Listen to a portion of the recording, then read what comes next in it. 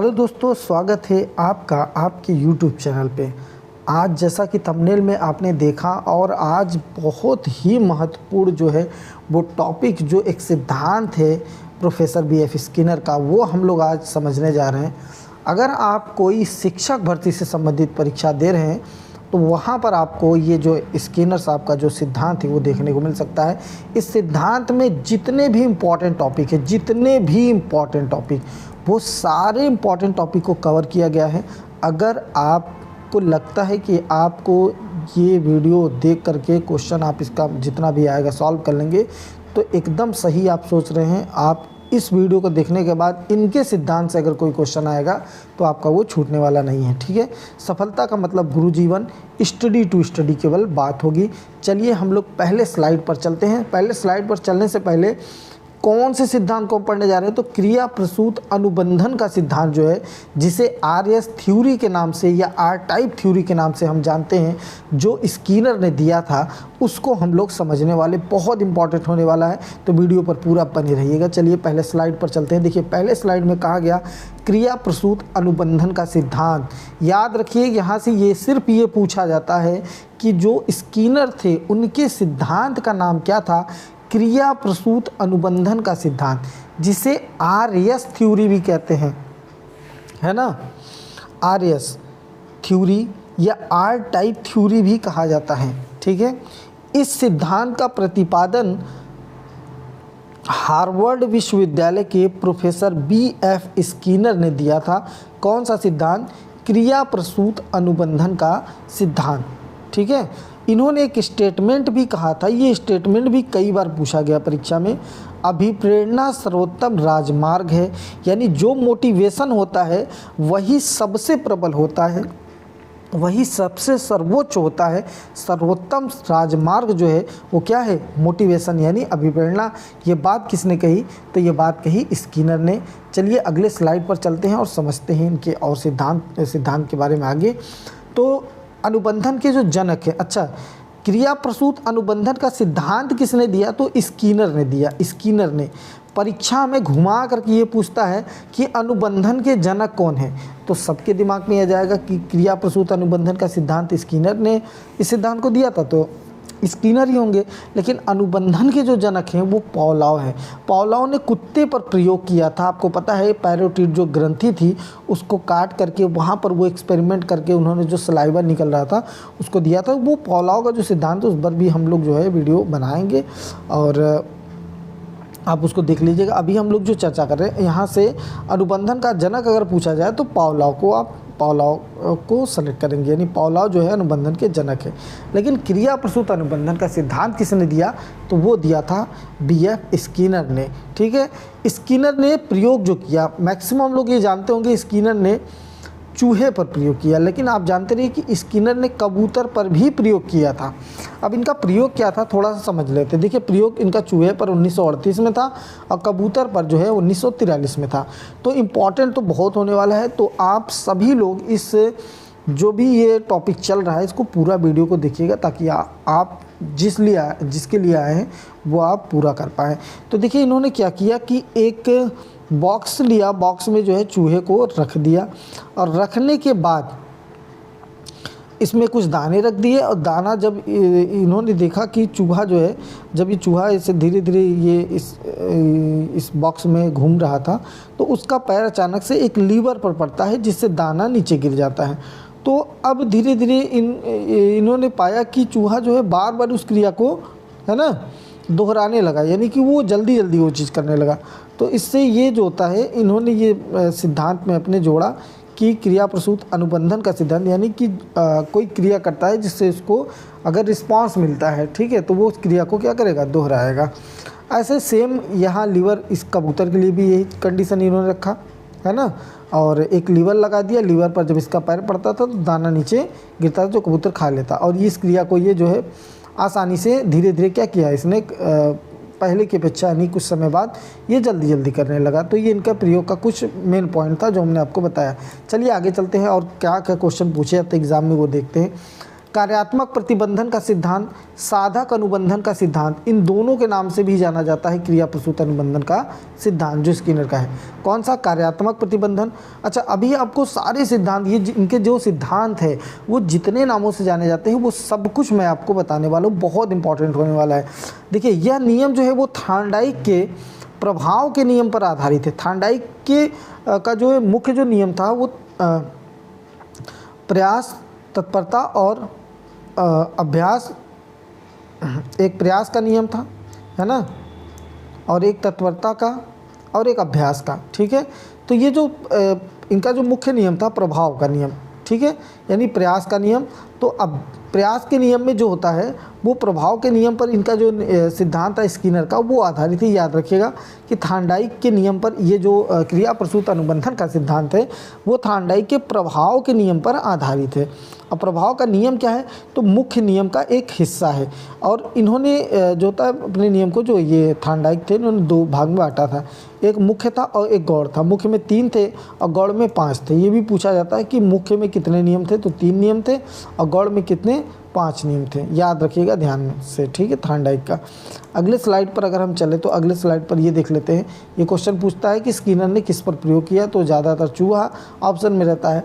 चूहा क्या अनुक्रिया करता था?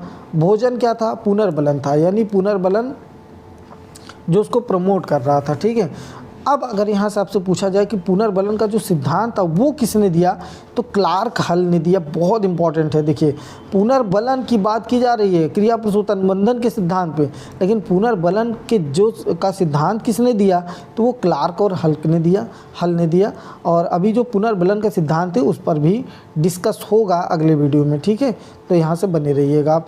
अच्छा, यहाँ थोड़ा सा फिर से एक बार देख लीजिए। चूहे पर प्रयोग, अनुक्रिया करता कौन था? चूहा। भोजन, पुनर्बलन का कार्य किया। पुनर्बलन का सिद्धांत किसने दिया? क्लार्क और हल ने दिया। ठीक है, चलिए आगे चलते हैं। आगे अगर हम बात करें पुनर्बलन के जनक, आपको बताना है, कमेंट बॉक्स में आप मैसेज करके बताइए, कमेंट करके कि कौन जनक थे। अभी मैंने चर्चा किया। पुनर्बलन जो होता है 2 प्रकार का होता है, एक सकारात्मक होता है और एक नकारात्मक। यानी मोटिवेशन अगर हम बात करें ना, तो वो सकारात्मक पॉजिटिव वे में भी होता है, निगेटिव वे में भी होता है, दोनों तरीके से होता है। अब देखिए, यहाँ बात कही जा रही है प्राणी को यदि पुनर्बलन दिया जाता है तो वह कार्य को दोहराता है ना। तो पुनर्बलन अगर उसको दिया जाए किसी भी कार्य को, जैसे कोई बच्चा है, अगर उसको हम थोड़ा सा वो कुछ अच्छा करें तो उसको प्रमोट करें, है ना, या उसे कुछ गिफ्ट वगैरह इनाम में दे, तो वो पुनर्बलन उसके लिए पुनर्बलन का वो कार्य करता है, तो वो काम को दोहराता है ना। तो ये बस इसमें यही समझाया गया था। आइए इसके महत्व को समझते हैं। इसका प्रयोग बालकों के शब्द भंडार में वृद्धि के लिए किया जाता है। यानी बालक में जो शब्द भंडार होता है, अगर बालक कोई अच्छी बात बोलता है उसको फिर थोड़ा सा उसका हौसला बढ़ाया जाए तो बालक उसी शब्द को क्या करता है? दोहराता है। यानी बालक उस शब्द को दोहराने के साथ साथ उसको सीखने का प्रयास करता है। ठीक है, तो बहुत इंपॉर्टेंट है, याद रखिएगा। अब आते हैं मेन इनके पॉइंट पर। ये कई सारे आप देखते हैं सिद्धांत एक ही है लेकिन अलग अलग नामों से जाना जाता है और एग्ज़ाम में यही सब अलग अलग तरीके से पूछा जाता है। जैसे स्किनर, तो स्किनर के सिद्धांत में अगर हम बात करें, सबसे फेमस जो सिद्धांत आर्य सिद्धांत के नाम से जाना जाता है ना। एक इनका क्रिया प्रसूत अनुबंधन का सिद्धांत तो है ही है। ठीक है, तो आइए एक तरफ से चलते हैं, एक थोड़ा सा ट्रिक तरीके से याद करने का प्रयास करते हैं। देखिए, जब भी कोई सक्रिय साधक कार्य होगा, है ना, जब भी कोई सक्रिय साधक क्रिया होगी तो वो कार्य समझा जाएगा। जब भी कोई सक्रिय साधक क्रिया होगी तो कार्य समझा जाएगा, और वो कार्य नैतिकता से, है ना, नैतिकता से रिक्त स्थानों की जो पूर्ति होती है वो करता है। ठीक है, ताकि उसे बल मिले। एक बार फिर से देखिए, सक्रिय जो साधक होता है वो किसी भी क्रिया के लिए कार्य कहलाता है, और वो नैतिकता से रिक्त स्थानों की पूर्ति करता है, जो एक बल प्रदान करता है। किसके लिए? आर्य सिद्धांत और आंशिक अनुदेशन के सिद्धांत पर।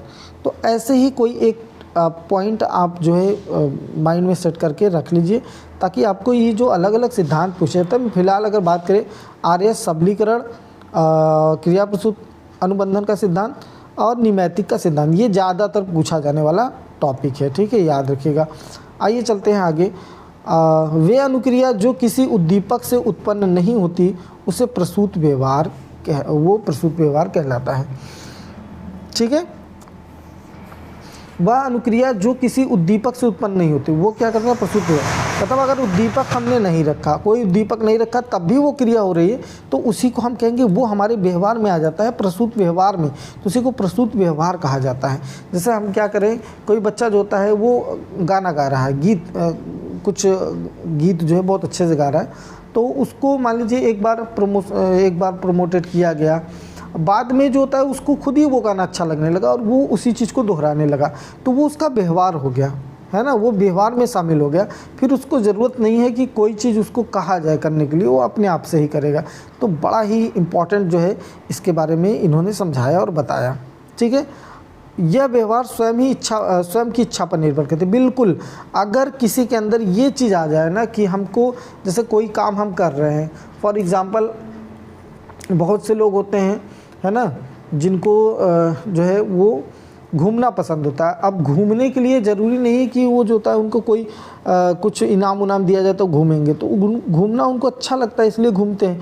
अब ये क्या हो जाएगा, उनका व्यवहार हो चुका है, घूमते घूमते उनका व्यवहार बन चुका है, तो वो व्यवहार में शामिल हो जाता है।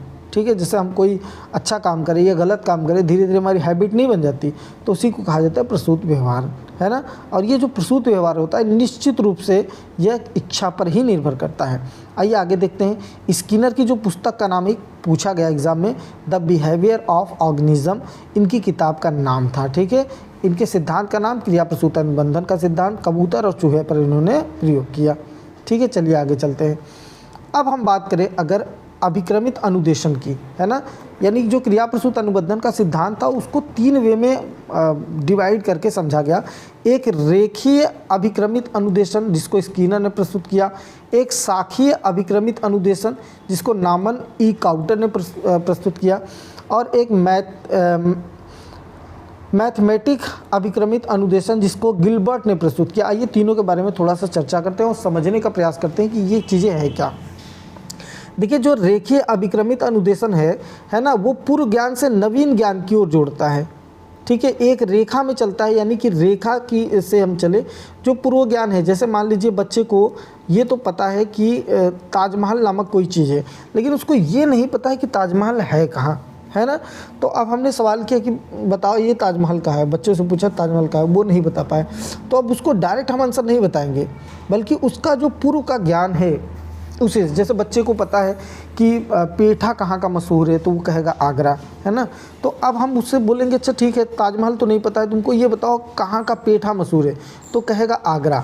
आगरा आंसर तो उसने दे दिया, लेकिन उसको ये भी नहीं पता चला कि उसने सही आंसर दिया, है ना।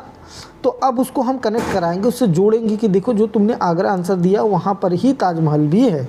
ठीक है, तो ये होता है पूर्व ज्ञान से नवीन ज्ञान की ओर जोड़ना। शाखीय अभिक्रमित अनुदेशन की अगर बात करें, नामन ई काउटर ने जो दिया, वो समस्या का पता लगाना एवं उपचार करना। जैसे कोई बालक है, अब उसके साथ कोई समस्या अगर आ गई, तो वो ज़रूरी नहीं कि वो सारी समस्याएं टीचर से बताएगा, या कोई पेरेंट्स भी है तो वो ज़रूरी नहीं कि पेरेंट्स से सारी समस्या खुल करके बताएगा। तो ये हमारी जिम्मेदारी, हम उस चीज़ को समझें कि उसके अंदर क्या चीज़ें चल रही, और उससे डायरेक्ट पूछेंगे तो वो हो सकता है वो भयभीत हो, ना बता पाए, संकोचित हो। तो हम अलग अलग माध्यम अप्लाई करेंगे, अलग अलग तरीके से उस विषय को जानने का प्रयास करेंगे जो उसके माइंड में चल रहा है। तो इसको कहा जाता है शाखीय अभिक्रमित अनुदेशन, है ना, जो समस्या का पता लगाया जाता है और फिर पता लगाने के बाद हम कोशिश करते हैं कि जो उसकी समस्या है वो दूर हो जाए और उसकी समस्या का समाधान निकल कर आए। ये शाखीय अभिक्रमित अनुदेशन। तो आई होप आप रेखीय अभिक्रमित अनुदेशन और शाखीय अभिक्रमित अनुदेशन समझ गए होंगे। आइए चलते हैं मैथमेटिक अभिक्रमित अनुदेशन जो गिलबर्ट ने बताया। देखिए, ये पूरा का पूरा जो है पाठ्यक्रम पर अधिक जोर देता है, क्योंकि मैथमेटिक्स जो होता है वो प्रैक्टिस पर ही डिपेंड करता है। तो इनका कहना था कि भाई जितना ज़्यादा हम, है ना, जितना ज़्यादा प्रैक्टिस करेंगे उतना मैथमेटिक्स जो है वो हमको समझ में आएगा, यानी हमको ये चीज़ हमारे जो है बिहेवियर में वो चीज़ आएगा। ठीक है, तो आई होप आप लोगों को वीडियो अच्छा लगा होगा। तो वीडियो देखने के लिए सब आप लोगों का बहुत बहुत धन्यवाद। साथ ही अगर आपको ये चीज़ लगा हो कि ये जो कंटेंट है इसको दोबारा देखना चाहिए तो ज़रूर देखिएगा। इससे सिद्धांत से जो भी क्वेश्चन आएंगे वो आपके कंप्लीट होने वाले हैं। तो अगर चैनल पर नए हैं तो इसको सब्सक्राइब करिए। चलिए मिलते हैं नेक्स्ट वीडियो में, तब तक के लिए।